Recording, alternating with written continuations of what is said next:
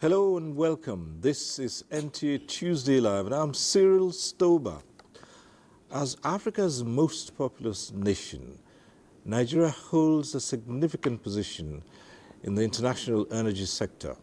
Now, the nation is at a crossroads, facing pressing energy security and sustainability issues that necessitate a strategic shift towards renewable energy and eco-friendly alternatives, including natural gas.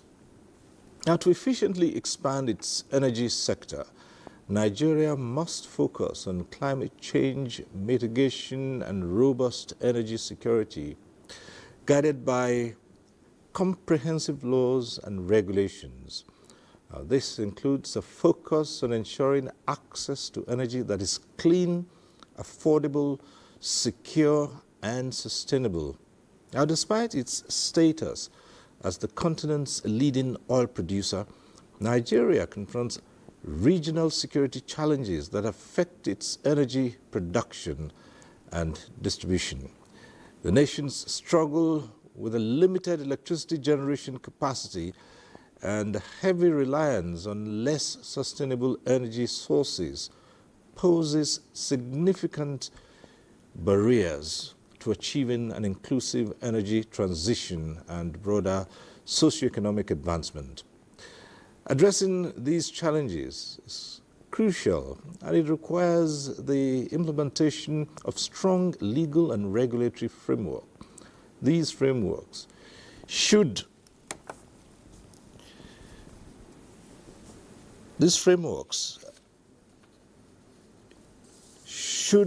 foster the growth of renewable energy, particularly in off-grid areas, and reinforce commitments to energy security, environmental sustainability, and zero emissions. Well, tonight on NTA Tuesday Live, we'll discuss renewable energy and the emerging state of electricity in Nigeria. But before we go into the conversation, let's get to see this report by energy correspondent Joshua Ojito. Nigeria's power story is changing. States now have the right to run their own electricity markets. Renewables are no longer on the sidelines. They are taking the spotlight. Renewable surge is real, with solar mini-grids lighting up communities. We also have solar mini-grids, solar microgrids springing up all across the country because of the good sunlight that we have. Now, the power sector is getting closer to the people. So when states start playing in this sector, they not only taking up responsibility to fulfill their electoral promise, they are also able to protect the power infrastructure. Driving the renewable energy revolution is the Rural Electrification Agency, with basket of interventions for subnationals to assess and improve supply in their domains. The agency is also mobilizing developers to states, putting fresh money on the table.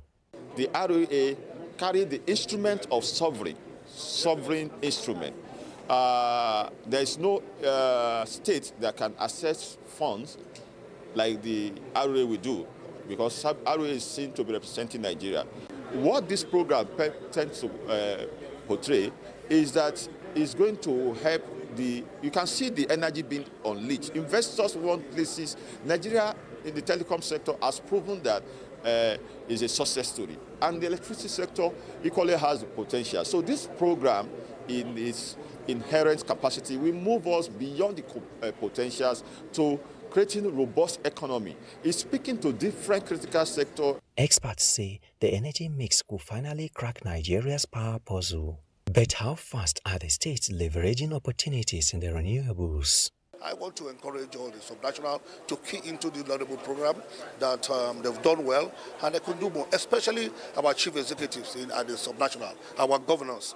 They need to fund power projects. They don't come cheap. Funding is required from FDIs, from private sector, from the World Bank, from the governors. And so they will show very serious interest The developers will just come to your state if they don't see that you are serious. The counterpart funding that is required from the state, I believe that the governors should do well to attend to that. While the momentum in establishing state electricity market is high, experts say there must be deliberate action to turn promise into power.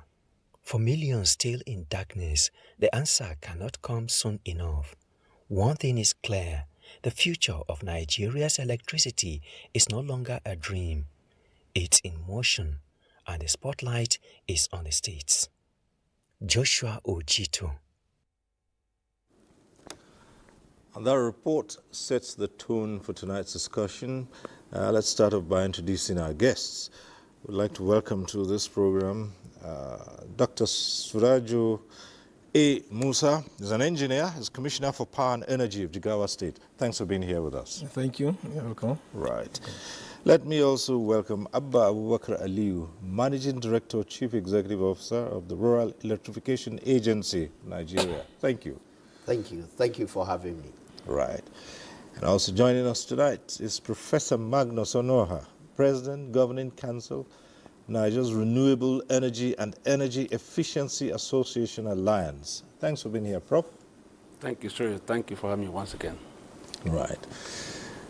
It's all about renewable energy and the emerging state of electricity in Nigeria. At some point, the program goes interactive. You know, as usual, that when it's that time, we'll remind you of the process and the procedure.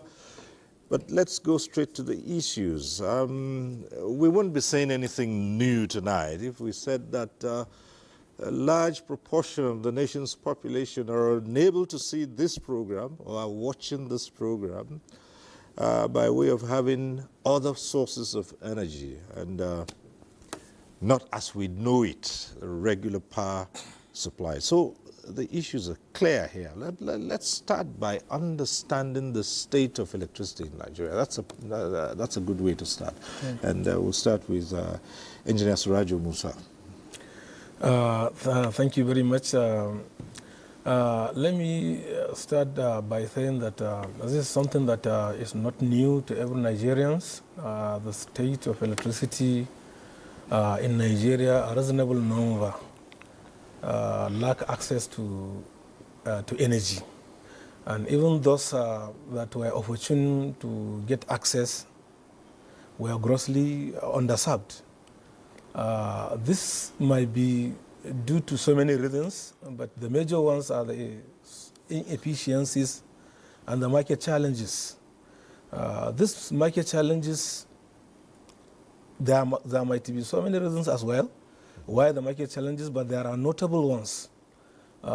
We can consider among the notable ones the issue of inconsistent tariff policy implementation, and possibly the issue of unsustained power loss. This power loss might either be the financial power loss or technical. So many effort has been made so far toward making this a history. But the major ones, which I think Nigeria can get it right, is by improving the level of collaboration of stakeholders, as well as adoption of renewable energy. This, of course, will really ginger the process and maybe take us to a step forward. Okay. Yeah. Thanks so much. We'll look at some of those issues in detail and how they are being addressed. But as we introduced, we have here the Managing Director, CEO of the Rural Electrification Agency, Light Up Nigeria. And as our report has pointed out, a large population, especially in the rural areas, they do not have access to what a lot of people in the urban centers would know as the national grid. And in the face of inadequate alternative sources, what do you see in terms of lighting up the nation, particularly in the rural areas?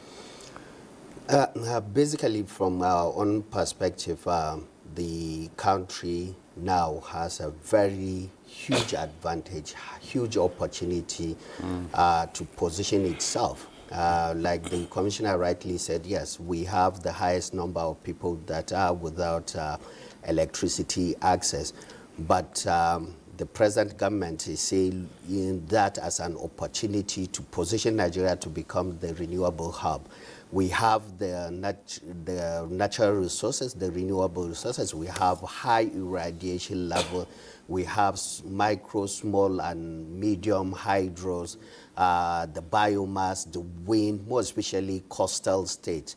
So this is an opportunity for Nigeria now to take advantage, to turn this challenge of lack of access into a great opportunity. And we have the legal framework. Mr. President signed the Electricity Act of 2023, which basically opened the entire electricity market, give opportunity for the subnational, the more private sector participation, and the act also provide an opportunity to leverage on the available renewable energy opportunities to bridge the electricity access gap and enhance reliability, and at the same time also create localization of manufacturing of this renewable equipment in the country. So we have now great opportunity, and we are turning this challenge into opportunity. Yeah. All right, thanks a lot. It's a great opportunity as you describe it, but Prof, there is a key aspect of your association: renewable energy, energy efficiency, because even what you have is a long way to efficiency. And so you're coming in on that premise to give us a background, your opening comments on this. Yes, thank you so much once again. It took the renewable energy and energy efficiency policy of 2015 for us to move away from Nigeria's electricity that have been issued, urban buyers had to say, let us provide the alternatives. And the alternatives is the emerging renewable energy, especially solar. Solar, the technology is evolving, it's much more now. And go to the rural area that have more than 70–80% don't have access to this. And that's what informed REA, so to speak. And energy efficiency is a source of power as well. So it's not just renewable, that's why it's a source of power, and it's something that we should not treat with levity. When I came in here, this is an efficient, this LED bulb, and you're saving energy and saving life and saving the So it's very, very critical. So you cannot, if you're discussing renewable energy, you can't dispense energy efficiency. They are intertwined. So it's something that you can. So I'm excited that that Nigeria has taken the bull by the horn, just like the MD said. The Electricity Act is the brainer. It's the that goes to show that Mr. President believes in the subnationals, and so we need to devolve. You need to give power to the subnationals. So that's from centralization to decentralization. So, and it's something that Nigeria has been intentional about this, and I don't want to, I must say that the institution that was started with the responsibility of reaching the unserved are living up to our responsibility. So I'm excited with this conversation today and this evening. So a lot more is going to come out. All right. Thank you. Well, the Electricity Act, we say, has opened up the space, and the subnationals are keen in. But let's zero in on one or two, particularly your state, Jigawa. Give us the scope of how you keen into this with the Rural Electrification Agency and what you've mapped out. And we'll take it from there and see just how expanded the space is. Thank you very much. Just like what the MD REA said, as soon as this government arrives, That is 11 months of its inauguration. That is May 29. I think by June 2023, this Electricity Act was signed into law, which gave subnationals opportunities to venture into power sector. My state, my governor, His Excellency Malam Umar Enemadi, was in the front line of grabbing this opportunity. This led to the fact that Jigawa became one of the first state in the 19,000 state to sign the electricity law. Going by that, because this electricity law by the state is what it will enable, which it will form a framework. It will serve as a framework toward achieving or accomplishing this issue of central electricity challenges. So we were able to, and even earlier than that, in 2022, Jigawa already has signed into law what we call OJS policy, Upgrade Solar Policy, even earlier than the Electricity Act 2023. So this goes to tell you that Jigawa is already in line, in the front line, as far as grasping these challenges or this opportunity is concerned. Not only the policy, we also look at those two aspects, like I just mentioned earlier, the challenges faced by the market, the market establishment, that is the collaboration. So we look at this collaboration as very important aspect of establishing a very good state electricity market. So we extend ourselves to all the relevant stakeholders that will really help in achieving such. I can tell you that Jigawa is also among the front line, though that has signed MOU with Rural Electrification Agency as regard to deploying renewable energy sources.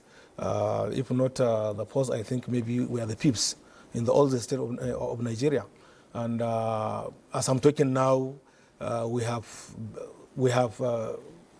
deployed so many upgrade and interconnected mini grids services within the state. The level of generation is improved, the level of distribution is improved, and so many of such. In addition to that, Jigawa been among the state with the highest opportunity of this solar irradiation.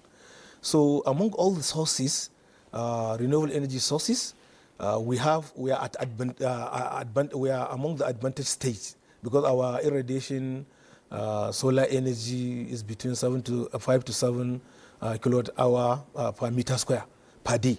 So going by that, we are in the front line as well. Yeah.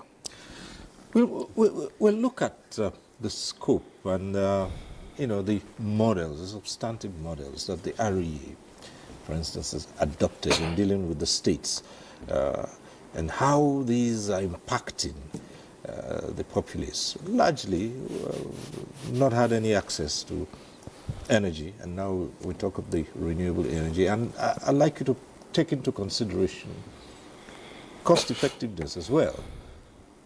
So what models have you put out for the states? I think the key model that is driving our partnership with the state, it's the National Electrification Strategy and Implementation Plan. And what Rural Electrification Agency did was, first of all, to carefully understand the Act. So apart from the fact that the Act has liberalized the entire sector, giving opportunity for the state, private sector to participate, also the Act emphasized the use of renewable energy to bridge the excess gap and create reliability, emphasize more aspects of consumer protection. We now decide on what is the best means of bringing all this, the private sector, the development finance institution, the state, the financiers, all together towards a common cause. And the first thing we did was to pick on the need to establish the National Electrification Strategy and Implementation Plan. And that is basically doing three things. First is to do what we call the state readiness. So we determine each state based on 5 criteria.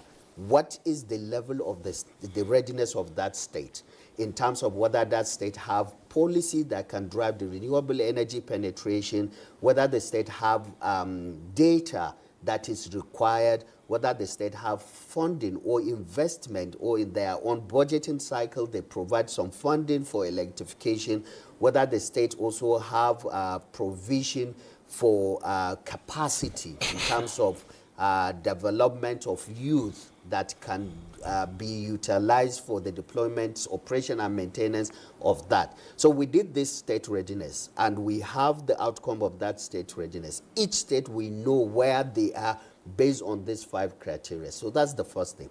The second thing also that we did is to now map the entire state. When it comes to renewable or addressing electricity access gap, there are many instances whereby you see states or even other government agencies, they just want to extend the grid, put transformer, and to them that is electrification. But there is the most economically viable means of electrifying each state. The second thing also that we need to even understand where are these communities, where they are, and what is their own uniqueness. So we did the mapping of the state, one, to determine the entire communities in the country that do not have this electricity, one.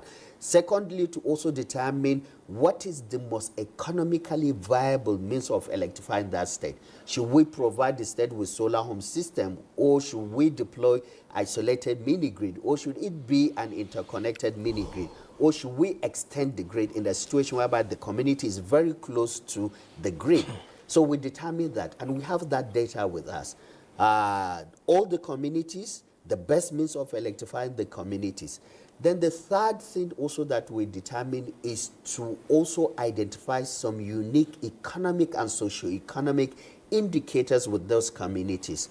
Because as we are driving, creating an enabling environment for the private sector to come and bring in their money, take also our own capital grant to electrify the communities, we need to provide them with to the minute of the data to help them make their own financial projection and financial investment decision. So we also determine this community, how many households, what do the communities have, even public institutions in the form of primary health centers or secondary health institutions or schools. What is the nature of the school? How many households are within this community? What is the estimate number of people within this community? Are there security incidents within the community? We all identify that. So this National Electrification Strategy and Implementation Plan has been concluded, that has the state readiness, that has the mapping of the state, that has the least cost of electrifying Nigeria based on at a community level. And we went to the National Economic Council, we presented it, a committee was set up under the leadership of His Excellency, the Governor of Cross Rivers. And that committee has also looked deep into that plan. And we are very optimistic in the next meeting of the council that will be adopted, and that would now serve as the blueprint of electrifying the country. And that is what the Honorable Minister of Power mandated the Rural Electrification Agency to do as a means of driving the entire stakeholders towards electrifying Nigeria. Quite comprehensive, I must say, and we would look at some of them. And but Prof, take a look at this plan and apply it to the needs for many Nigerians. This should be happening yesterday. That's the sense of urgency needed now. First of all, that the balance, when you bend down, you see Abba. It's about humility. It's about the state seizing the moment. The I think Section 236 says beyond the legislation put in law, the state should also begin to set up distribution companies and other infrastructure, other issues that we put in place, like the capacity building, resource planning, that the peculiarities is talked about now, the resource, you need to map out your resources, okay? In most states, areas has gone where we will grandstand. Somebody coming from US or Asian Tiger say, we can generate 1,000 megawatt for you. And you come and sign, you know. But now you can see there's an institution that is ready. Whether we like it or not, REA has over the years proven to have the data, they have the capacity. And that is why you can see the roundtable, the urgency. They didn't have to sit down, states come. But then I say, okay, let's have a collaboration.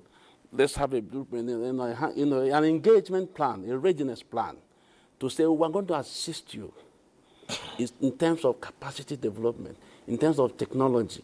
I mean, whether we like it, an institution that have the capacity, in terms of financing. In fact, I was encouraged yesterday, even Nigerian developers, okay, after this MOU, these are the developers that will help you get to the States, you know, and the readiness, you can see the enthusiasm to move away, to have this energy access and security, you know, and we're talking about rural areas, having that access more than 80%, and the institution is doing, mark you, the REA is not taking their responsibility. We are saying, please be humble enough to accept the fact that we have the capacity to assist you to this roadmap. And that's what is happening. I know, I'm aware of over 15 states have engaged in this roundtable. More than 50%, that's the urgency. That's very, very interesting. So Alliance is very happy with that. That's what we have been championing, mainstreaming renewable energy in national life, you know. And anytime I go in this roundtable, I gladdens my heart. Members coming in, developers coming in to say, look, we support this state with $15 million. We have this opportunity, $1 billion or something, you know. So the REA is providing the enabler. And of course, REA is not the end point, but this is just a small screen to say of a truth, we are ready. So states should buckle up. Mark you, Section 2 of that Act says, if you are saying beyond law, you will still be at the wings and caprices of NEC. NEC will still be turning you around. So go beyond. So that's what I'm saying. So it's interesting what I've seen. Well, at some point in this discussion, we'll take a look at what the Act says. And good that you brought up the matter of NEC, which will still be, I mean, it's the regulatory authority, but there are some issues we might be raising about that. But beyond the discussion in the studio, we also have a number of reports that speak to the issues. Let's start off with this one from Dute.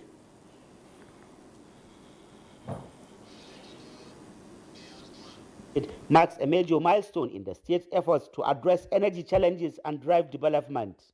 The legislation provides a framework for expanding power generation and distribution, while also creating opportunities for private sector participation in the electricity market. Jigawa conducted a state-by-state roundtable stakeholders engagement with the Rural Electrification Agency, REA, titled Unleashing Market Opportunities for the Centralized Renewable Energy Market in Jigawa State.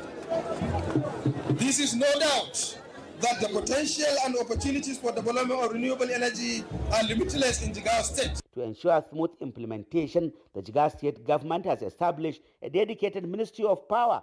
The ministry is expected to work closely with stakeholders, forge partnership, and promote investment that will enhance electricity access across the state. Jigawa State government is ready to collaborate with the private sector investors and development partners in mobilizing resources to tap into the potential of the sector with optimal returns on investment. Governor Umar Namadi announced that under the Nigeria Electrification Programme, 21 solar mini-grid projects are currently ongoing across 21 local government areas. These projects are designed to bring electricity to underserved rural communities, many of which are gaining access to power for the very first time. Residents are optimistic the initiative will also open up new avenues for investment, job creation, and socio-economic growth. All residents of Kafin Hausa, we are enjoying power 24 hours. We are very grateful, and people are willing to pay for the services. By taking the bold step of implementing the Electricity Act, Jigawa has positioned itself in the north, with many hoping other states will soon follow suit. In Dutse, Awal Muhammad Kazaure. Let's now get to see this other report from Oshogbo. Electricity supply is critical to development. Osho State, particularly Oshogbo, had in the past enjoyed constant power supply due to it being the host of the National Control Center. But a gradual shift is now taking place, having looked for alternative. Beyond dependency on the overstretched national grid, the shift is now on renewable energy. Yeah, renewable energy has a lot of advantage, to be candid and to speak the truth, because one, it helps to cut down the cost of electricity bill.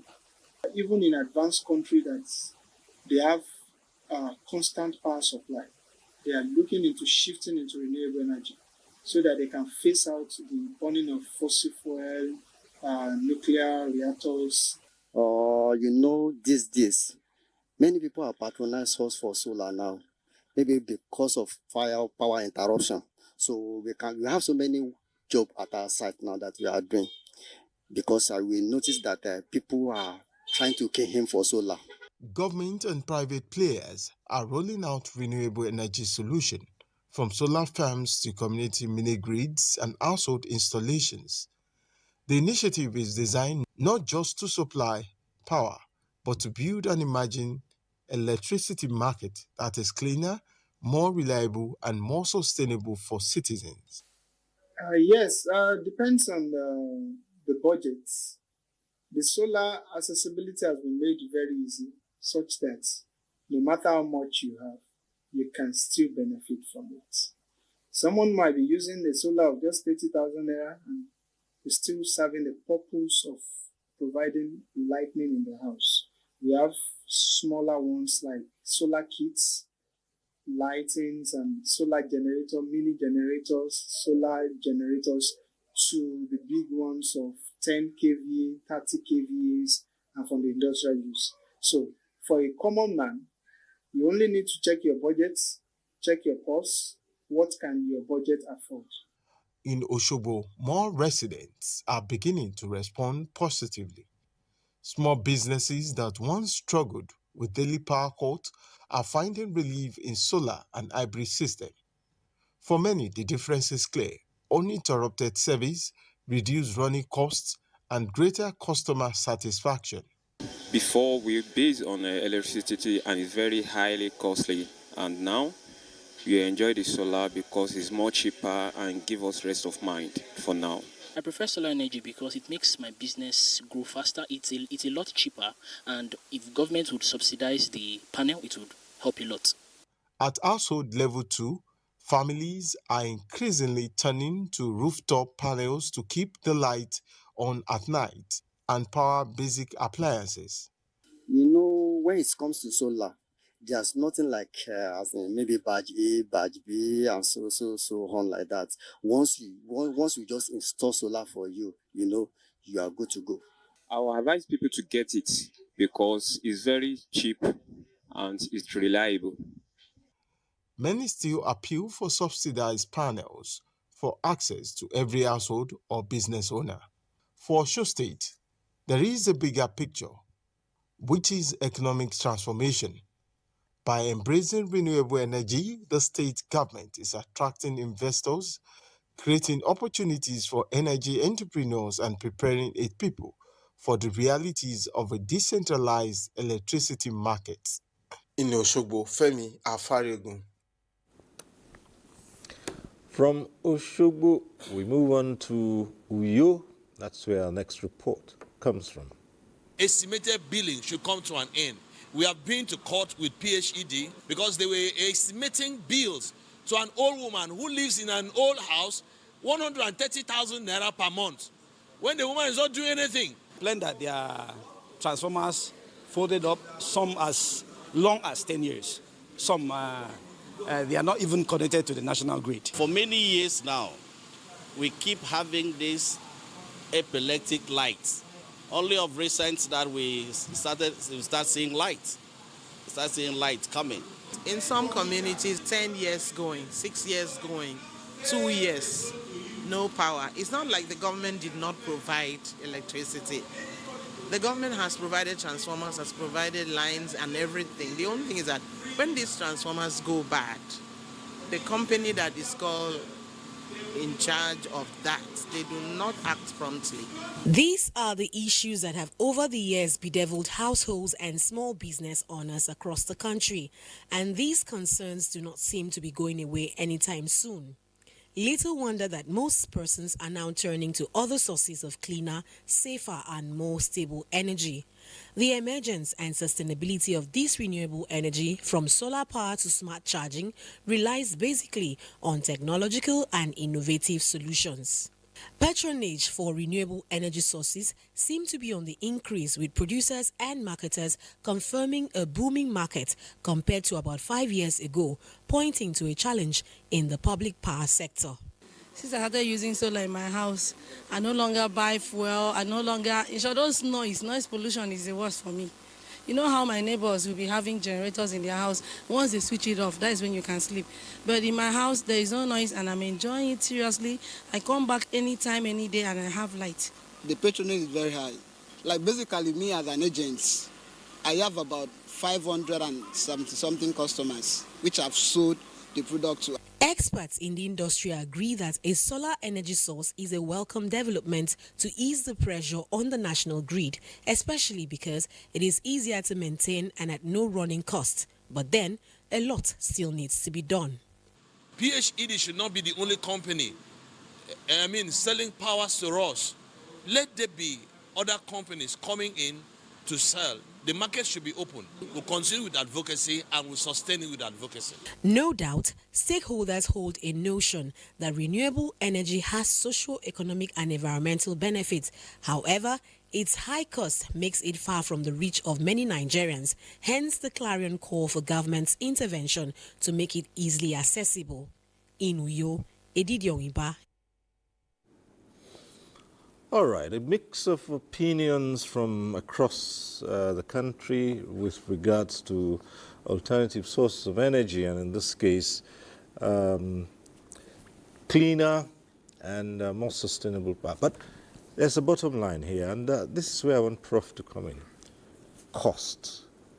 It might seem all nice and good, but that is still staring the people in the face. And when you've made your comments on that, we'll come to the MD of REA, and we'll still talk about costs and other factors. Yeah, before, let me speak to the review. You can see the mediums, small scale enterprise. Small and medium. Which is the engine room of any economy. You can see them speaking that have been issued. Now that I'm into solar, my business is booming. There's agricultural sector too, the post-harvest loss that you're going to contain, even the medical, the hospital. So in solar for health, maternities, you can see mortality rate will reduce and all that. These are some of the obvious opportunities, advantages. The issue of course, we have so debated, argued it, but that's what we call co-creation and blended finance. If you come here and tell me that you're going to use loan is not sustainable. So there's the blended finance scenario. Commercial loan, they can't use commercial loan here. So that's the thing. In the alliance, we have, I don't want to mention banks here, we're into opportunities for developers to come into co-creation, innovation blended finance that will enable, okay, if the interest rate is 25%, can we have 9%, give us 9%? When the project is very successful, then we can, the other 16% can be paid by the institutions that are backing up that. Yeah, because I was just going to say, how does that work? That's what I'm saying. That's the point. It's about innovation. I'm trying to say that if the interest rate is 25%, but under 25%, we cannot get it. But because there are windows of funding, grants and all that that are coming, institutions, IFC, there are so many institutions that are coming to support. So under blended finance, you can have, give it a single-digit rate, and when the project is successful, remember it's not the developing institutions that are backing it up can show up to they pay their standing 16% as the case may be. So upfront cost as much as possible. That is why we in the Alliance we've encouraged banks to begin to ensure that the developers are given the single window, and we have preached co-creation and blended financing. I'm sure the MDRE will be able to elucidate further. The truth of the matter is that we are looking at beyond the sustainable profits. There are two things also. We seek to achieve social objective, employment creation. 1 megawatt of solar you deploy, there are over 3,000 jobs in the value chain. That's a number. The environmental sustainability as well too. There is an opportunity, like I'm sure they are looking at the carbon market, the carbon opportunity, the emissions that are being saved by deploying 1 megawatt of solar. So you can see the social and environmental objective. So we cannot look at the profit alone. So if we are looking at the costs, we need to look at the whole gamut of sustainability. We'll make sure that we cannot, developers, we don't encourage banks to go into the commercial loan. It will not work. And we've been saying it, and so far so good. And so many banks, there are banks that are coming into the blended finance and co-creation, innovation that will enable us to be into this business. But upfront costs have been issued, but with these windows of funding now, Green Climate Fund that is there now, Nigeria has DBN that are implementing an entity for Nigeria to access these green climate funds. Nigeria has an entity where we are looking for Bank of Industry, to NASA, to also be part of an implementing entity that will enable us to access these funds. The funds are there, but the most important thing, we don't have institutions, implementing entity that will enable us to access these funds. But we have one now that is on, that is DBN. So far, so good. We're on track. Initially, because of the oil, we are so entrenched in oil that we don't want to go into this this sector. And this is a sector that is we're coming up, and I'm very glad that Nigerians are waking up. There's the act, like I said, is a brain. 90% of production of that act is on renewables, and the opportunity that we really need to seize the moment right now. Okay, yeah. MDRE. First of all, we need to look at the opportunity cost of not electrifying these communities, just like what Prof said. What's the cost of not providing this electricity is huge. And that is why now, in the wisdom of the federal government, what we are doing first, looking at the costs, is to de-risk the sector, which by extension will have an impact on the tariff, which is the retail cost of the electricity. So the first thing that this present government did is signing the biggest publicly renewable funded project in the entire world. The $750 million funding to de-risk the sector. And Mr. President signed this funding, and the Rural Electrification Agency already had started implementing the project with an ambitious plan, one, to electrify 17.5 million Nigerians by deploying 1,350 mini grids and about 12 million solar home systems. Now, the cost of electricity is contingent upon the total cost of the infrastructure, deploying the infrastructure. And if you, for example, take a solar farm, there's the panels, there are the inverters and the batteries. And in many instances, we build the distribution network to make sure that we take the electrons from the plant to the homes. We also, based on the learnings from the on-grid, in all the projects that we deploy, we ensure 100% metering. and even deployment of SCADA system so that we can monitor the electrons that have been generated and been consumed. So these are things that we do. So what the federal government is doing is risking the costs by inviting the private sector and providing them with capital grants to incentivize them to go to these rural areas. And by extension means reducing the tariff, because the private sector now would deploy the infrastructure at a lower cost. And that means that lower tariff. So that is what the federal government is doing. When you speak of lower tariffs, how does that reflect on the regulatory, body that fixes? So for the off-grid, the regulation is not like that of the on-grid. Right. So for the off-grid, the regulation provides the private sector to mutually agree on a tariff with the community. Once you sit with them, inform them of the infrastructure and tell them the potential tariff that you would charge. And if the community agrees with that, you do. Of course, there are some limits that the regulator will not agree to. Yeah. So that is the uniqueness, and that is why the off-grid sector becomes commercially viable and attractive to the private sector. So the big elephant is actually the on-grid. Yes. Which people still battle with. But of course, part of the Electricity Act would cover the matter of a more efficient. I earlier referred to the aspect of efficiency in the whole chain, and that is what the country is still grappling with at the moment. But let's get to hear of the Jigawa experience from the commissioner who's here with us. Let me start by maybe dragging us a little back from the comments made by the MD REA. Yes,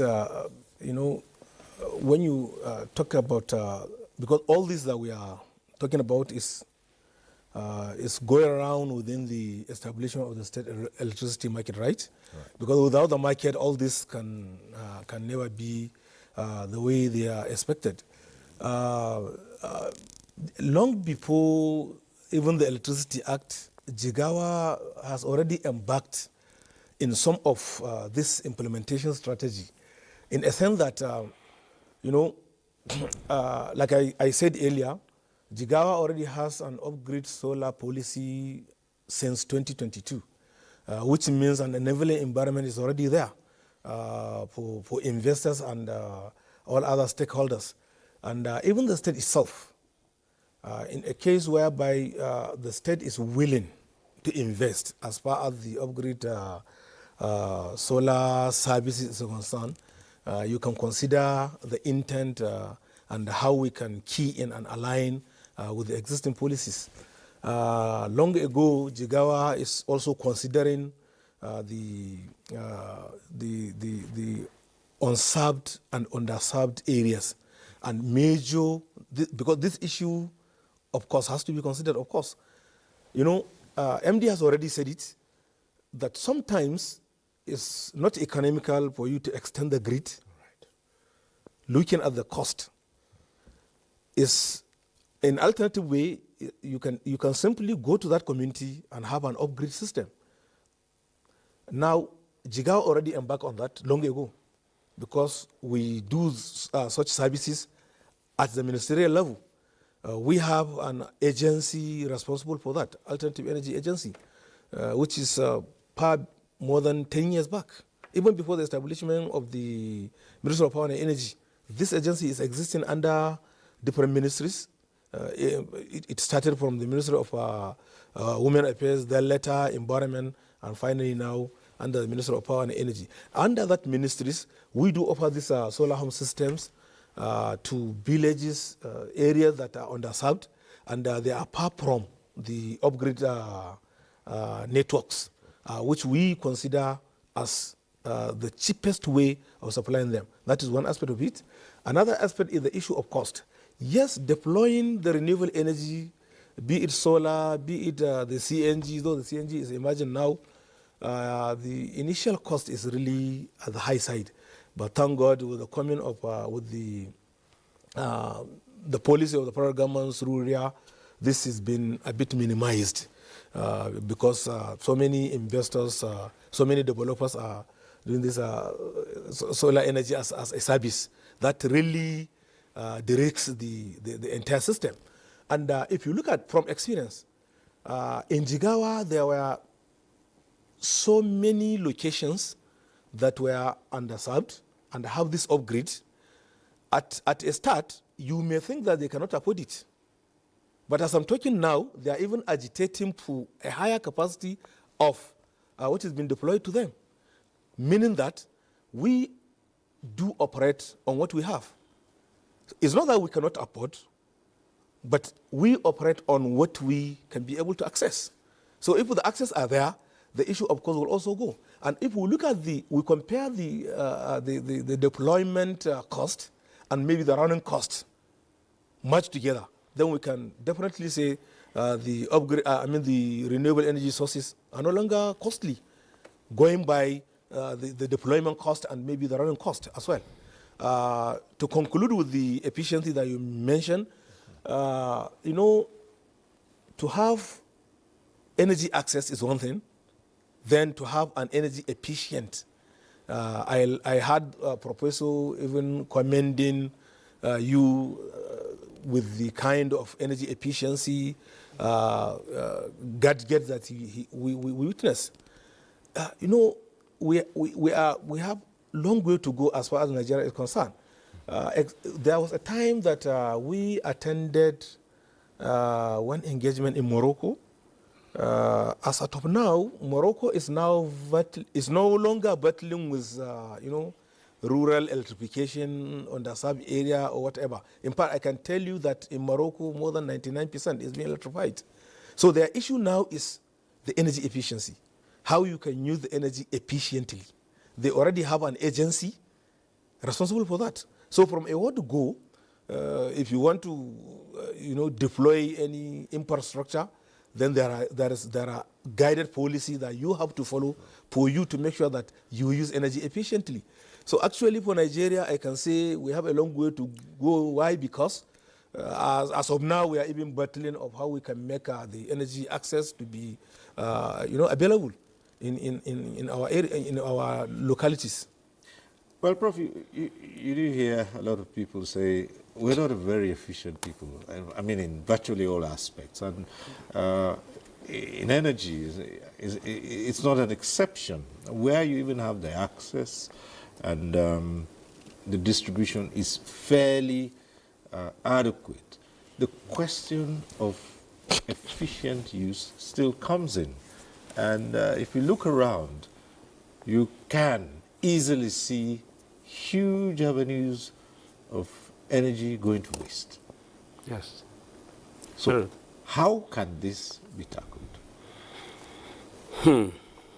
It boils down to one word: capacity. Capacity development. One thing is to, I keep saying that you mentioned that Morocco, Egypt, the MENA region, they've gone far because they were intentional about how to bridge this gap, reduce the efficiency there. First of all, capacity across the value chain, in terms of engineering, in terms of design, in terms of credit writing.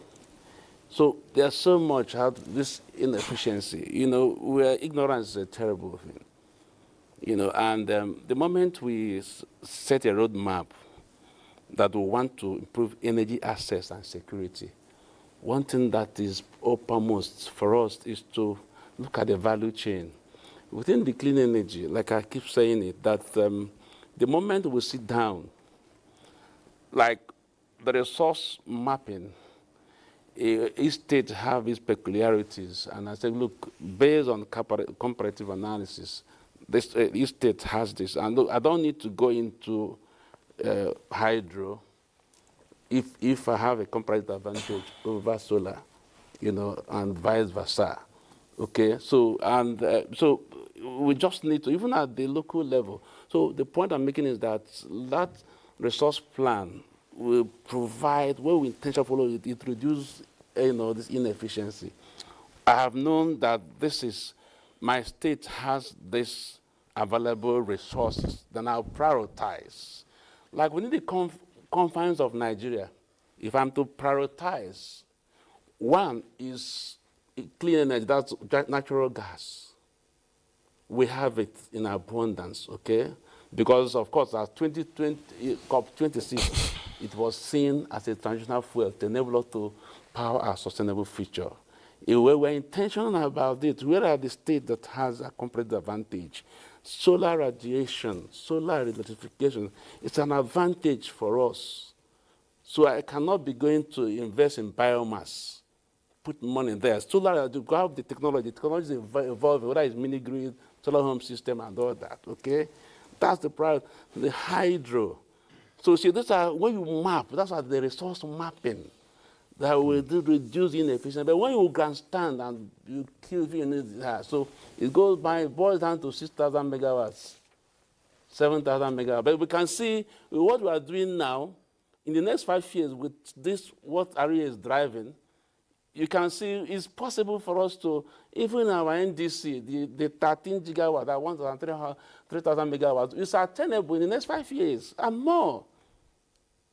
That's the point. Let's be intentional about this. That is what I'm saying. Thank God for now. Like I said, Electricity Act is the brainer. And we have started the roadmap towards Kotlin. I don't discuss 6,000 megawatts again. In the next 5 years, I'm looking at about 10, 15, 20,000. The MENA region, talk about Egypt, the DG of Egypt on electricity told me last year at Energy Power in Lagos, this is what we did, capacity development across the value chain. We were able to contain that. Egypt, go and Google, 80 million people, they have more than 60,000 megawatts or 70,000. So that's it. But that is the right way to start. Nigeria have started. And I must tell you, off-grid is, I'm not saying you can put solar in the grid too, okay, because embedded generation, you can also put solar in the grid, okay, I don't have a problem with that, But the off-grid, which is the point, the untapped 80% of Nigerians. Now look at young entrepreneurs, having access to this energy. There are 3 things that this green energy does: build livelihoods, improve the quality of life, and alleviate poverty. That's it. So I'm happy that's the sing-song now, clean energy.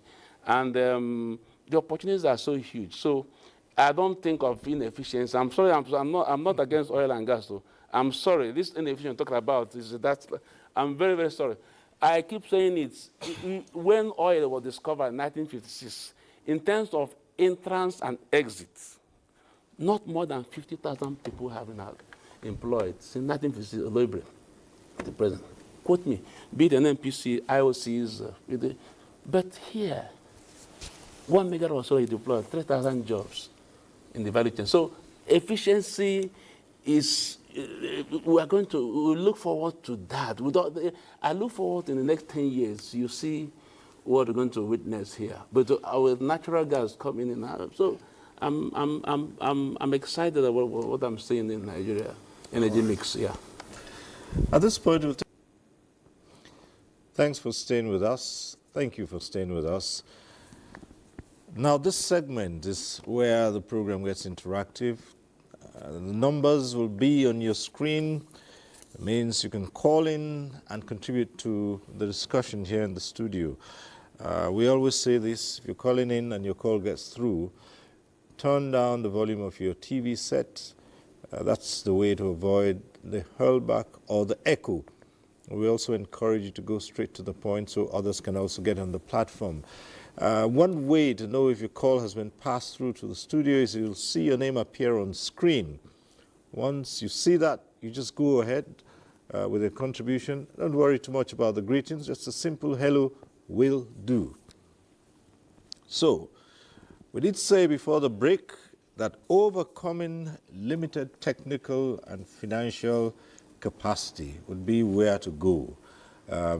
in addition to other matters with regard to other sources of clean and renewable energy. So we'll start off with the Chief Executive Officer of the Rural Electrification Agency.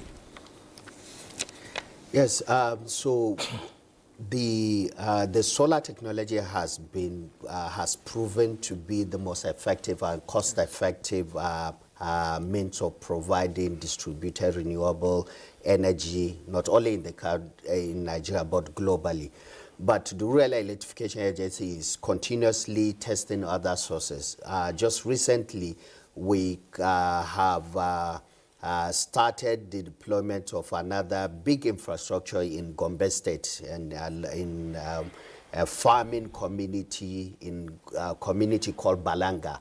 This is a community that has about 11,000 hectares of wheat farming, and there's a micro hydro there that REA with the state government and UNIDO, United Nations Industrial Development Organization, came together to partner to deploy 620 kilowatts of electricity, 320 to be generated from the micro hydro and 300 from solar. That has already started. We have finished the design of the solar power plant.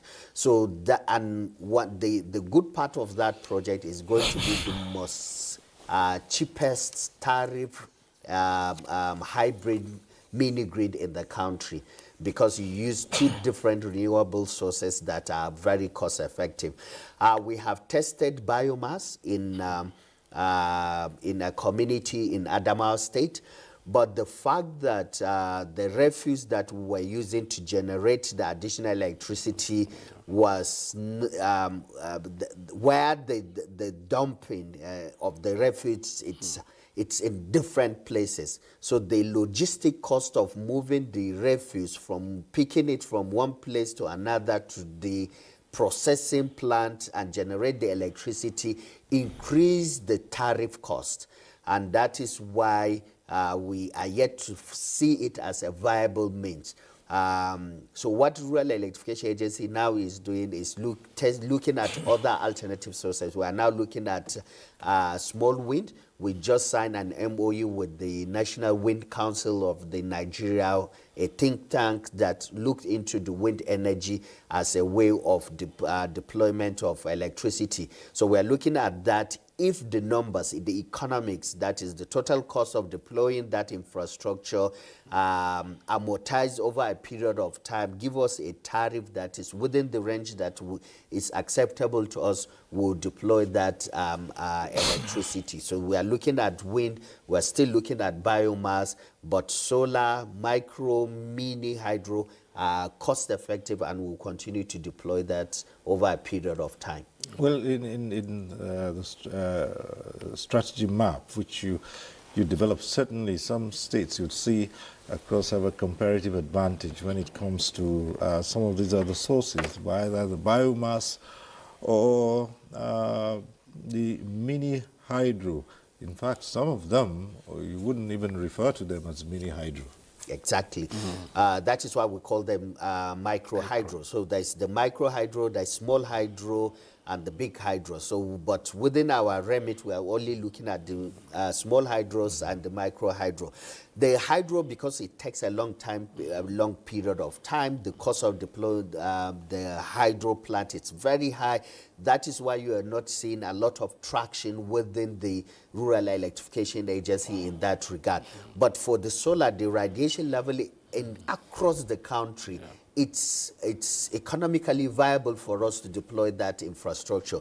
And that is why if you go to Port Harcourt, you will see us deploying our infrastructure. If you go to Oyo, if you go to Lagos, if you go to Akwa Ibom, if you go to Calabar, just now we are about to complete a 7 megawatt in Cross River. We are completing an 11 megawatt in Port Harcourt. We are designing as floating solar for the University of Lagos in Lagos State of about 8 megawatts. So we have seen that viability, and that is why solar, wherever we go, we can still deploy it, and it will be within the cost range of our acceptable cost range. Commissioner, let me come to you. It's all nice and good. You have deployed and you're beginning to see the results. However, there is this plague which you find in the country most times. We start off, everything is fine. The infrastructure is there. But we talk about aging infrastructure. Even with solar, we've seen examples where solar has been deployed in the public space, and over time, we begin to see that it's not nearly as efficient as we thought it would be. What has Jigawa mapped out to overcome this? People will tell you it's an endemic disease in this country. Did you look at that, and how are you planning to overcome it? Thank you so much.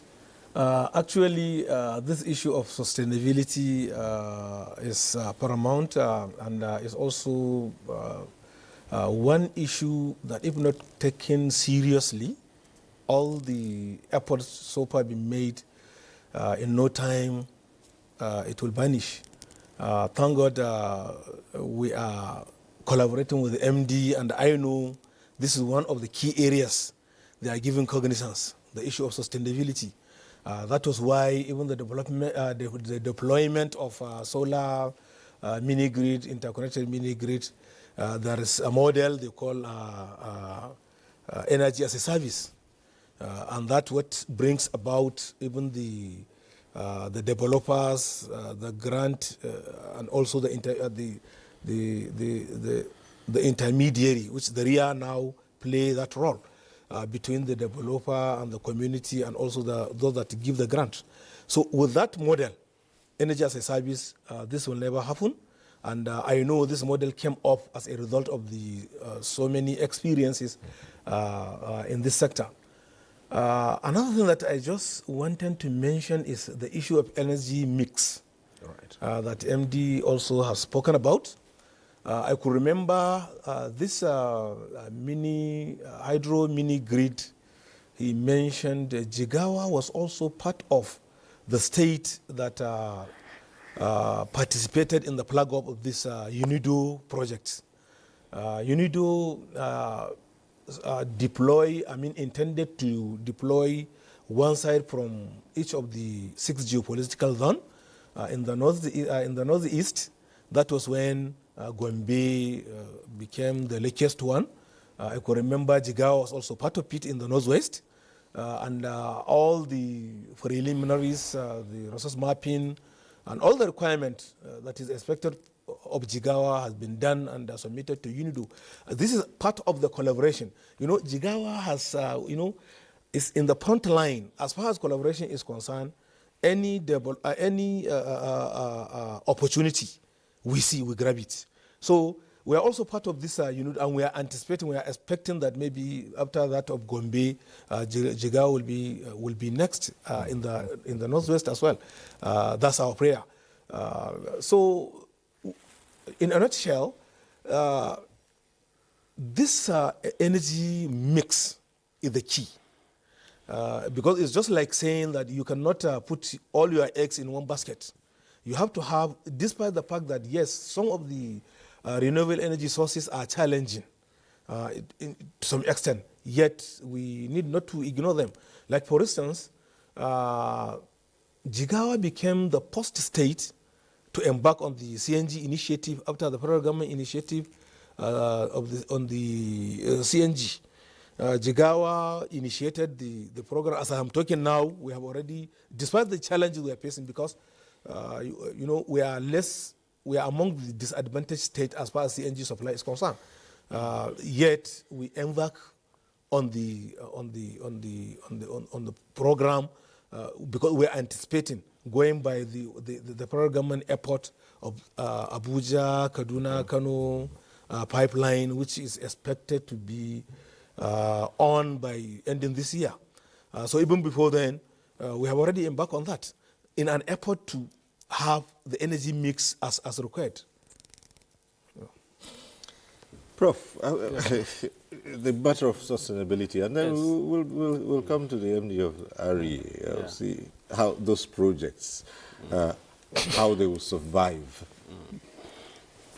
It's just like it boils down to the same capacity. You know, somebody say solar does not work. It's not true. It's not true. Alliance have signed an MOU with NEMSA in terms of certification. Some people just, because it's an easy way, people just jump in. You can see solar inverters, artisans, and all that. They're not trained. They need to be trained.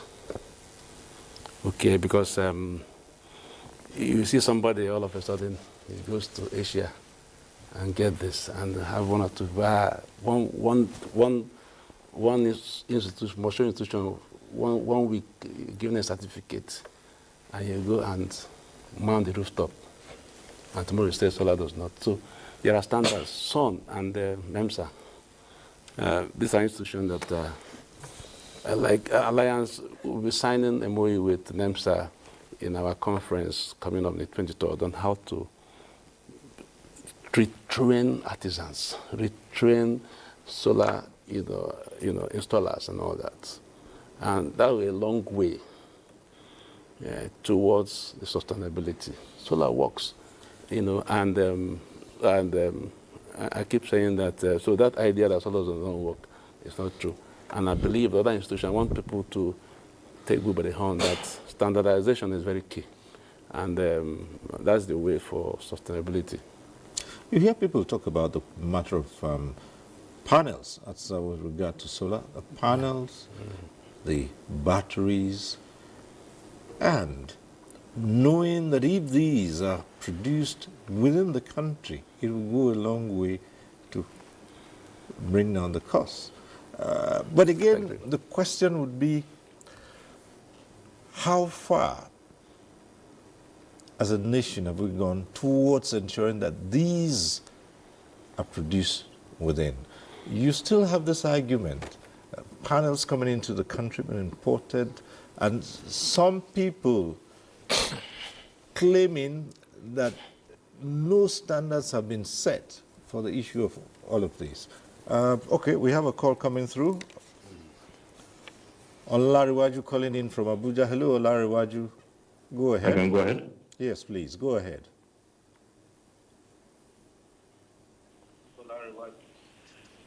How's it going? Yes, Olariwaju, go ahead. Thank you very much for hosting this talk. It's very, very informative. So my question revolves around maintenance of infrastructure, especially solar panels and the associated infrastructure. I know for solar panels and how it's able to trap and disperse energy is really dependent on how clean it is. And there's a lot of work and effort that goes into maintenance. Is there currently a scheme involved in the maintenance of these infrastructure to ensure the maximum potential and generating potential of these panels are optimal and the efficiency is always at the top level? All right. Thank you very much. Yeah, it ties in with the question we're raising with the MD of the Rural Electrification Agency. Yeah, so for us, sustainability is even much bigger than what we are all saying. I agree with you, there are a number of solar deployed infrastructure that are not working. And this is because deployment of solar project is being seen as just what we normally do in our own homes. Just putting the panels, inverter, and light comes and you assume that you have deployed solar. No, that's not the case. For us, we put in place different strategies to ensure sustainability of our intervention. First among it is to make sure that no public projects, it's deployed or designed with total entire public funds. We make sure that there is a private sector funding that is being bring. Once you have the private sector with a skin in the game, that means that the private sector must have taken an equity or debt, which means by extension they must ensure that that project will operate over a very long period of time for them to recoup their debt or equity, or to even get some level of profit. So that is one basic sustainability that we put in place. Now, but however, there are projects that are totally government funded. And that is why recently the Honorable Minister of Power, and that is one of the advantages of having a Minister of Power who is finance oriented, approved the creation of Renewable Asset Management Company. This Renewable Asset Management Company is going to catalyze the operation and maintenance, the question that Olaruwanje just asked. We are going to create a subsector within the renewable energy that would create different companies that are into operation and maintenance. So all the assets that have been deployed using the government funding are going to be innovated to this renewable asset management company. So if you go to University of Abuja, we have 30 megawatt power plant. If you go to University of Port Harcourt, we have 11 megawatt. The same thing at Maiduguri, we have 12. All these assets would be in the balance sheet of this renewable asset management company. And the asset management company would do two things.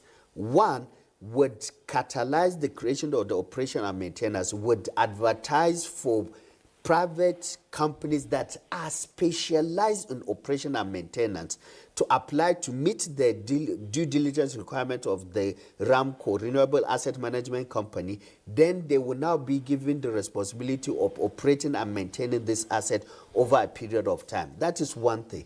But the second and even more important thing that the RAMCO would do is to optimize the utilization of federal government asset. So we have this big asset in the University of Abuja.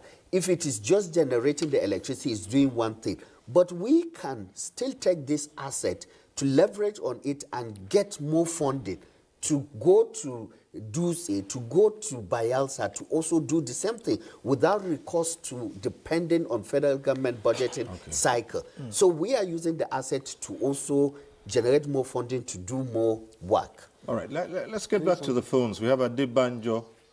Okay, Adebanjo, that call has dropped. Okay.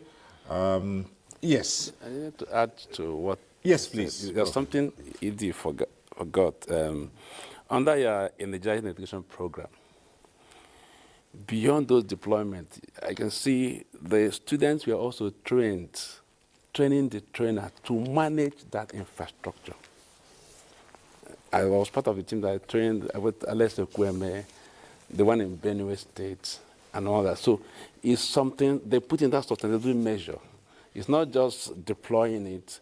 They're also training the trainers. Students themselves, they became involved. They took ownership of the project. So it's something that I need to point out here. So, Okay.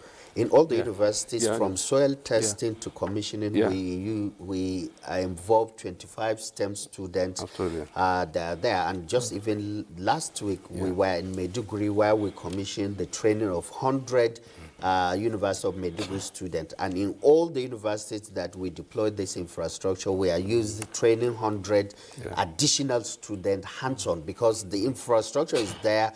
Let them have a practical experience in operating and maintaining these assets. Right, let's go on now and to the phones. Claytus from Abuja, go ahead.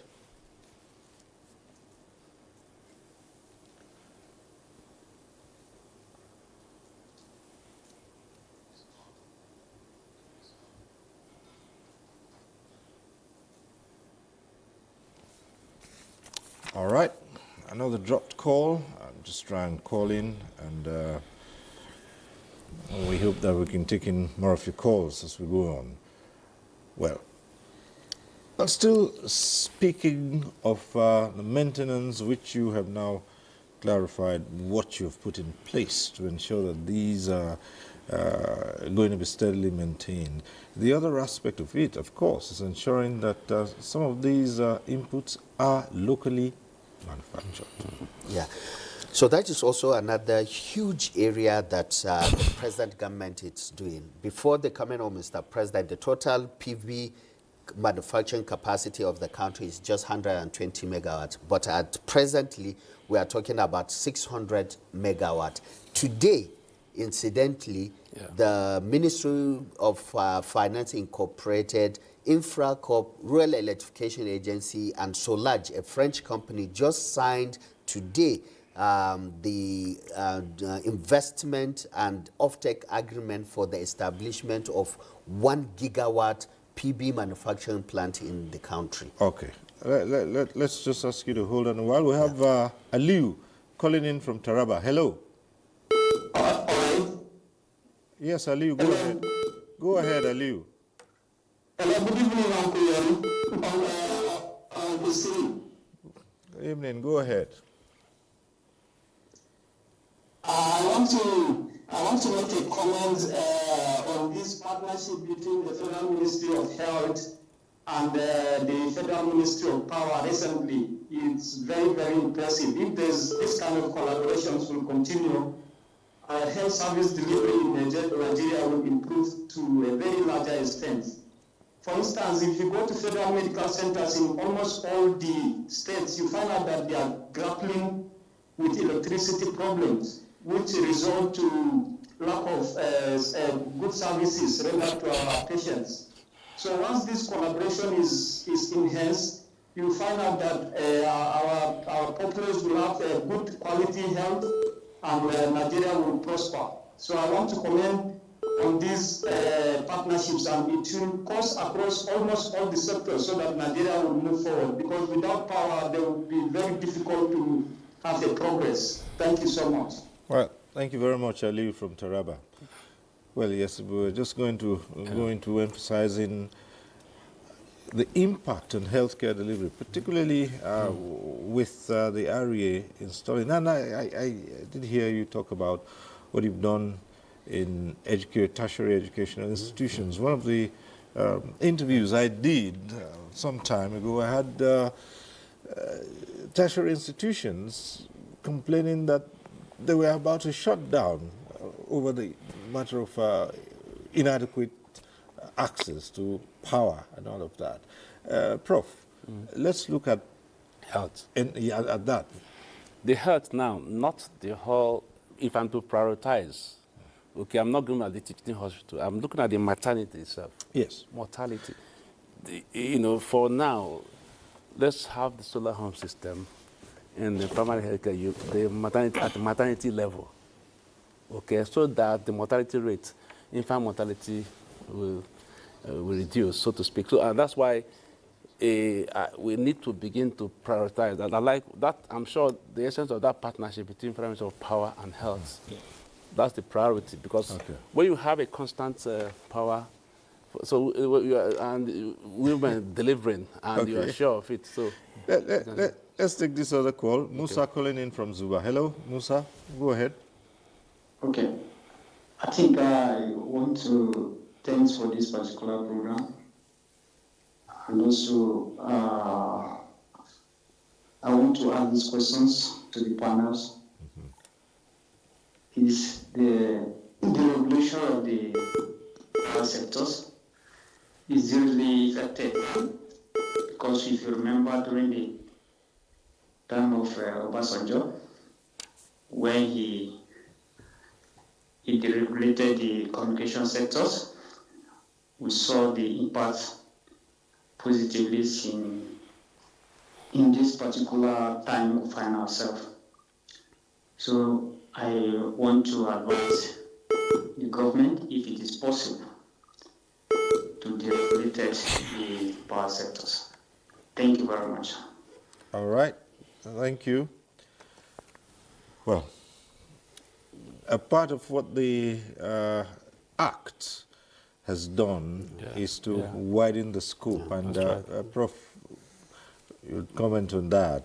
Yeah, that's devolution. Yeah, that's exactly what we are saying. That that's liberalization. The state now have the power to generate, distribute, transmit. So that power is being given. Yeah, this for the subnational, even at the local government, local level. That, even though the state is not encouraging the local government to, but I believe that with time. So it goes to show that in the long run, there will be competition. Everybody wants to, in terms of energy access and security, to be assured. Like I said earlier, if they go beyond legislation to put all the infrastructure in place, look at their resource mapping, they have enough capacity, finding finance opportunities, technology and all that, if they're intentional about what they want to do beyond legislation. So I believe that it's a win-win. It's an Eldorado for us. And I would have, when you have an institution like REA providing the guide, the father figure, not that with time, they're still crawling. When they grow, they can be able to balance. Now, we are guiding them, because like a father figure, so to speak. Because you see, the REA, they were very proactive. If you look at it, if they were docile, they would have been thrown out by the act. But you see, they were proactive. They said, okay, let's engage you people. And that's why I'm excited with what is happening now. So I give kudos to the leadership of REA for what they've done so far. How far can states go under this arrangement in developing their own power initiatives? Let me speak on behalf of my state, though even for the other state, because in some of the gatherings we are having on the forum of energy commissioners, we have heard that so many states are in the race. And I'm sure each and every state is making its own effort toward moving to the next stage. But as far as Jigawa is concerned, the issue of localizing the manufacturing of solar PV. Let me say this, Jigawa has already embarked on deploying 100 megawatt solar power grid owned by state, not 100% owned by state because of the issue of sustainability, but the PPP arrangement with the Chinese investors. And part of the arrangement is to even manufacture the solar panels within Jigawa. Being that Jigawa has an advantage of bordering about 3 states, or in fact 3 countries, Niger Republic, Cameroon, and Ghana. And with the advantage of us having the export pre-processing done in Megatari, it will be easier for us to, whatever is being produced in Jigawa will be easier. I can say that Jigawa can serve as a gateway. So we're already into it.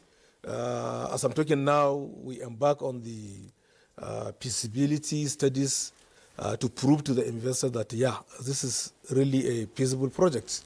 So going by that, we think the deployment of power will also be on an increase. Apart from the MOU that Jigawa also signed with the DISCO operating within Jigawa, that is the KERCO, operating between Kano, Katsina, and Jigawa, in an attempt of the state to make sure that the energy access is improved. So it tends to, strengthen the KERCO operating by signing an MOU and purchasing an additional share within the company just to strengthen their operation within the state. And the MOU signed, part of the agreement in the MOU is improving the generation as well as the distribution network within the state. So that and part of the achievement so far made, thank God that you have even displayed it here, is the deployment of interconnected mini grid of 1 megawatt, with many to come. So with this and so many other investments so far been made and on the way, Jigawa is really making a progress. Okay, let me put this to the MD of REA. What strategies have been adopted in the deployment? Would it just be by request of, when you carried out the mapping of your strategies? What are the criteria for the deployment of these projects? Would it be just on request, or the viability of a project in the state? I'm asking this to find out just how you ensure equity in equitable distribution. So there are different criteria that drive the siting of our project. The first criteria, which is the basic one, is the private sector driven criteria. The private sector use the data that we provide to select a site. To go to the site, engage with the community, agree on the tariff, design the mini grid, deploy the mini grid, and get the capital grant from us using our own technical standard. So that one is private sector that decide on where to go. But there's the second level of the criteria. The second level of criteria is impact based.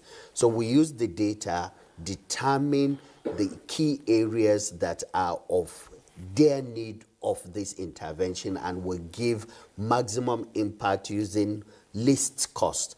And I give you an example. Currently, Rural Electrification Agency is building 42 interconnected mini grids to inject close to 180 megawatts of electricity into the national grid. Since the time of Azura in, I think, 2012, there's no any major electricity project that injects this apart from Zingeru that Honorable Minister commissioned. This injecting of this project was determined by rural electrification based on area of need. So we determine areas within Yobe. We are injecting close to 30 megawatts in Yobe. There's in Oyo, Ondo, Lagos, Adamawa, Kano. All these areas were mapped based on what is the large chunk of population of people that you can inject this megawatt and easily of taken, utilize, paid for, and impact this number of people. So that is the second criteria that we use. The third criteria is also criteria determined in collaboration with other sectors. So for example, the energizing education program that we're doing, you spoke about the need of the universities. Currently, we have provide hybrid mini grid in 15 universities, all completed, all generated. If you go to University of Abuja now, you will see that they are on our mega mini grid. So 15 universities have been done. So in citing such project, we decide on the location in partnership with the ministry, the parent ministry, in this case, Ministry of Education. They dictate to us where we should site this for also maximum impact. We are even currently undertaking another project with the Ministry of Education at TED Fund,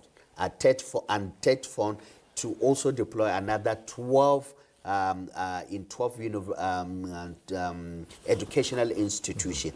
In the health, also we partner with the health. We have deployed 100 containerized mini grid in the health institution, and all this was provided to us by the Ministry of Health, who knows the sector much more than us. So these are the three criteria that we adopt in citing it.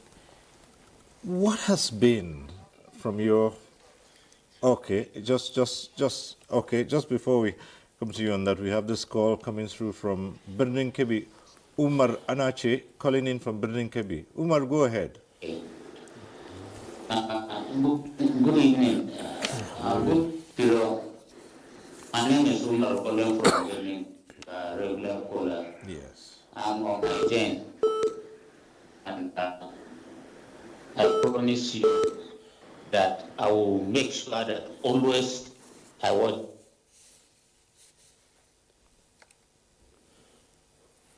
Oh dear, Umar.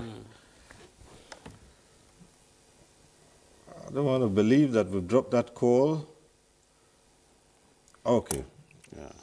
Okay. Well, I'm sure that Umar is going to call back. Consistent caller and very regular on this program. So I do expect that he'll be calling back, and we'll take that call once it comes in. Now, I was going to say, what's your assessment of the reception these projects and initiatives have received from the communities? There are different reception that we received in different communities. even in the public community, that is the universities, there are communities that you will go and you get so much joy to see how they receive just the mere information that an infrastructure will be deployed. Not even seeing the infrastructure, just telling them that we want to deploy this. You will see so much joy. Some of them want to even give you traditional title. Some of them would do a lot of ceremony to receive this information. So we have seen that. And we have also seen a situation whereby you go to government, a public institution or public community, and the reception, it's not so well. They would keep asking questions, throwing different challenges for you. And we tend to involve, maybe before we penetrated the universities, we had to involve the regulator, the Nigerian University Commission. In all our deployment, in all the design of the program, we do that. That helps us to ease the process of getting the needed reception for the infrastructure to be sited within that. And I even tell you, for our interconnected mini grids, we connect with the distribution companies. Initially, it was a battle. Distribution company doesn't want area anywhere around their franchise area. But as at now, distribution company are being more proactive. They just gave us 650 sites for us to deploy the interconnected mini grids. And that is why we picked the 42 that we are currently working on. Nobody thought in the wildest dream that distribution company would be begging Rural Electrification Agency to come to their franchise area to deploy infrastructure. So it has changed, and I think the regulator played a key role in getting that changed. You know, there was a reason I was raising that, and I had wanted Prof to comment to that because it's well known that sometimes projects go into certain areas and then there are obstacles, there are demands. And those have been responsible sometimes for the awkward deployment. Yes. Let's take this call. There's a caller on the line. We can't. All right. If you can hear me, just go ahead, introduce yourself. There's a bit of a challenge getting your correct name, so go ahead and just tell us your name and go ahead. Thank you. Okay. Which from Abuja. All right. Go ahead. Now, what of if you take it like this, and somebody has a plan,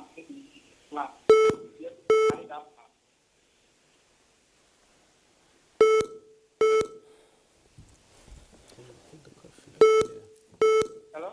Yes, go ahead. Are you hearing me? Can hear you. Yeah, we can hear you. Just go Hello? ahead. Yes, go ahead. Now you're a bit clearer. I want to ask in the town and somebody has a plan, a bigger plan, can this carry power and carry it? Yeah.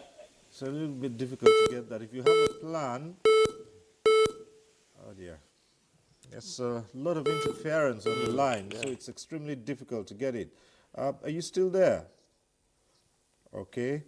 We'll try to figure out what the last caller was trying to say. There was so much interference on that call. I'm not quite sure you got that. All I could get from that was if you have an individual plan. Well, I don't know what that goes on. Yes, Prof. The sing-song now is we have moved away from shareholder phenomenon to stakeholder phenomenon. It's like a cooperative model because we are looking at climate change now. This model will build around we need to cohere, we need to be intentional, we need to save the environment. So in other words, you know, communities are meant to take ownership of the project. And that is why it seems as if with stakeholder engagement and all that, there was a rapport between DISCO and so you said this a continual discussion. The thought is their own. But now, because we need to, because for sustainable any project, the community must take ownership of it. How do they do that? Design a cooperative model, in the process of even revenue and all that. If you discover that discos are no longer, even though they have access to collect revenue, but under a cooperative model. So that is the one model that has made some of these projects to cohere, to last.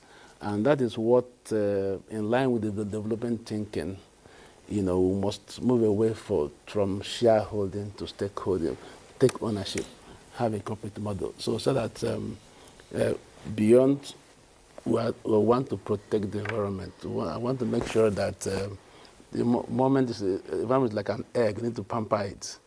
So if you leave it, it may break. So that is what I want to point out there. And it goes to show that at any point in time, the institutions should not relent in their opportunity to map out the stakeholders, whether the private sector, the government, the civil society, even the community themselves. So let them as much as possible. And that is why I keep saying that, this project is still public sector dominant. The public sector still drive the process. It's still public sector dominant, and they still drive the process. So giving the enabler for the private sector to come in. So that's... Yes, along those lines, you said still public sector driven. Sure. Increasing private sector participation. Yeah, with the enabling laws and enabling laws, because for private sector to come is a function of law and the potency of the investment. So with the enabling laws like the Climate Change Act, the Electricity Act, and all that's in place now, the enablers now are in place for private sector. But however, I keep saying that there are still, like under the alliance, we got 10 risk measures. We got the policy risk, which we have addressed, the climate risk. You talk about the technology, those technologies that need to change. Most technologies now, especially in the hydro environment, for over 20-25 years, they are so obsolete, as a matter of fact. So you also have the regulatory risk. You have the political risk now. Right now, ab initio, where government have taken the bull by the horn. Right. And speaking of the political risk, and that's a question we reserve for the Honorable Commissioner. Yeah, he will be in a position to tell us about that and surmounting the political risks of these projects. In terms of sustainability. Sustainability. Okay. Actually, going by the model that has been adopted, the political, we direct the entire deployment in a sense that, this regulatory framework will really help a lot towards addressing the political risks, actually. And all the model that has been deployed in all the activities, is being guided by this law. And this law is something that has been guided also, because even though the state has its own law, that does not mean the federal government does not have a stake in the state, because in as much as the national grid cut across your state, and there was no state that doesn't have that such. Right. So there are some limitations even toward that, despite the fact that there might be change in government. So with this policy framework, it might not be easy. The political risks will affect the entire deployment, actually. Well, it cuts across all the states. Yeah. And how much of an impediment do you think this could pose towards integration? You've just said that now DISCOs are collaborating with you to deploy the assets around the areas. But again, you have a larger issue of regulatory agency at the federal level, even though it's minimal in the off-grid sector. But since you're contributing to the national grid, those challenges might also come about. And that is why the National Electrification Strategy and Implementation Plan and the state-by-state roundtable, in the first report that Joshua, you showed, you see that the executive governor of Jigawa State mentioning the fact that the state participated in the REA state-by-state roundtable. We have done 15 states, just like what the prof said, and that state-by-state roundtable is our own opportunity of bringing the subnational to tell them what is already happening, and telling them that this sector is driven by the private sector. If you don't, as a state, put your house in order, you would drive the private sector. Remember when I was telling you the criteria of citing the project, private sector determined the first criteria.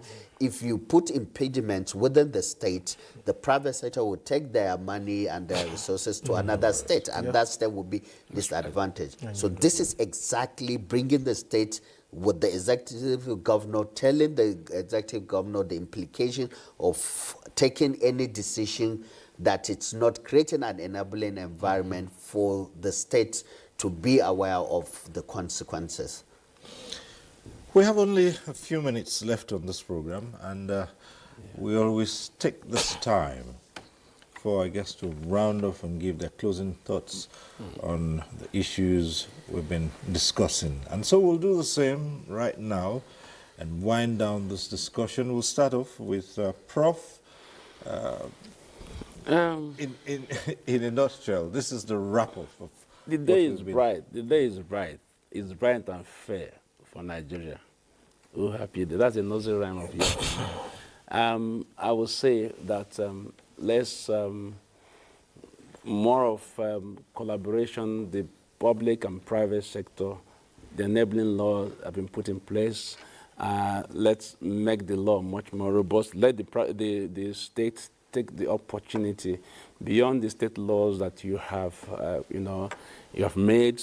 Make sure the other infrastructure is put in place. Make sure you have under a PPP model as much as possible. Try and make sure that opportunities are there. Like a state government wants to say, I want to bring 50 billion, put 50 billion for the private sector to come in. Let it not be a loan form of. Try to create a blended finance scenario where these private sectors can come in and latch in there, that opportunity. So, and also, as much as possible, capacity development. Try as much as the engagement with the area is well-intentioned and it's noted. They should not relent in their efforts. They are still a child. They are crawling. When they become a man, they can. But as much as possible, right now, when you bend down, you see Abba. So with all humility, they are bending down, getting to engage those that have the data, those that have the capacity. So with time, I believe that they'll go beyond what Area is doing for them. But so far, Alliance is very happy with what is happening in the space. And of course, we are the clean energy. You say what's happening in the clean energy must happen in the oil and gas. And we have seen it. So it's, even though it's not yet the huru for Nigeria, but I can see the silver lining. Okay. Yeah. Right. So, MD, as you look beyond what's available now, I also like you to quickly touch on how many communities so far and your projections, given your strategic map of where you think in the next couple of years you would have reached out to. We have electrified more than 8 million Nigerians. We have deployed close to 200 mini-grids across the country that are working viable. This is excluding the mini-grids that have been deployed in public institutions. And we are now, based on one project alone, we are working towards deploying 1,300 mini-grids to electrify 17.5 million Nigerians. In the history of Nigeria, there was never a time that the government has been so deliberate with funding, with infrastructure, with strategy to address electricity access gap like what is happening now. Not only addressing the infrastructure, but also addressing the manufacturing and the assembly. On the 14th and 15th, for the first time also in the history of the country, the country will host investors that already have invested in manufacturing or assembly or planning to invest or are even not in any way even thinking of investing for the first National Renewable Energy Investment Forum in Nigeria, where we are anticipating to sign close to 5 deals of deployment of close to 3 gigawatts of PB manufacturing in the country. A lot is happening in this space, and Nigeria will start to feel the impact of this very soon. All right. Dr. Suraju Musa? What I wanted to say is that, Jigawa State and the Jigawa people are lucky to have a financial expert as a governor, Malam Umar Enama, the FCA. That really, propagates to so many achievements so far made as far as energy is concerned. When you talked about the impediment and also maybe the deliberate act or the political will of a state, I laugh from inside. Why? Because we have, MD can even testify to that Jigawa is lucky to have a governor with the political will and who is deliberately addressing all matters, with sincerity, and his experiences on the finances give us, bring Jigawa to the front. I can tell you that during the stakeholders engagement we do with the Rural Electrification Agency, like I said earlier, Jigawa State was the PIPs in the list. That is maybe only 4 states did their own before our own. We had a testimony from RIA itself that there was no state earlier than us that perform us and also may have investor participation as far as the rural electrification stakeholders engagement is concerned. And as a rider to that, even after that stakeholder engagement, number of investors that approach Jigawa are on the increasing list. Okay. Yeah. All right. Well, and I will round off by referring to one of the respondents on one of our reports who said they now enjoy electricity supply 24/7, 24 hours a day. And I'd like to say I envy those communities that have that. It's much more than I can talk about here living in the city. Perhaps it's time to consider going back to the rural areas and enjoying these facilities. But on that note, we'll have to leave this conversation and thank our guests for being here. Engineer Suraju Musa, Commissioner for Power and Energy, Jigawa State, thank you so very much. You're welcome, thank you. Right. Abba Abubakar Aliyu, Managing Director, CEO of Rural Electrification Agency of Nigeria, thank you for being here. Thank you for having me. And Professor Magnus Onoha, President, Governing Council, Nigeria's Renewable Energy and Energy Efficiency Association Alliance. Thank you. It's always a delight to have you. Thank you, sir. Right. And that's our program today. We thank you for watching. Next week, we'll be back with NTA Tuesday Live. This happens almost all the time. Next week, we'll be back with NTA Tuesday Live. I'm Cyril Stober.